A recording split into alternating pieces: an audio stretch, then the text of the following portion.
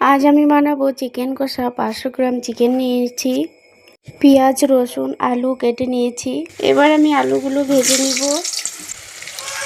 একটু নুন, আলুগুলো ভেজে নেওয়া হয়ে গিয়েছে, এবার নামিয়ে নিব।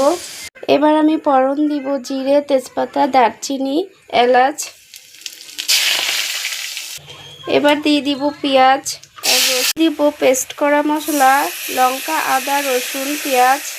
পরিমাণ মতো হলুদ গুঁড়ো, পরিমাণ মতো নুন।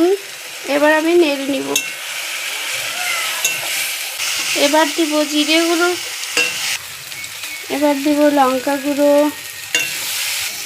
আমি হাফ চামচ দিব ধনে গুঁড়ো।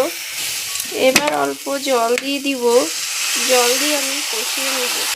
এবার আমি চিকেনটা দিয়ে দিব।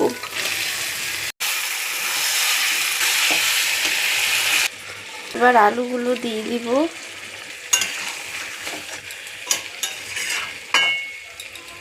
এবার 10 মিনিটের জন্য ঢাকা দিয়ে রেখে দেব। এবার আমি ঢাকনা উঠিয়ে দেখে নিব।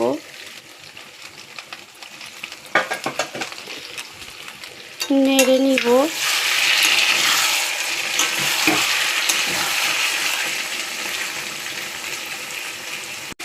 এবার আমি গরম জল দিয়ে দিব।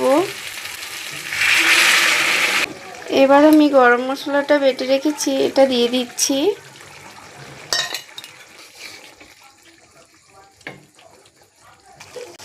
এই দেখো চিকেন কষা হয়ে গিয়েছে, আমি এবার নামিয়ে নিব।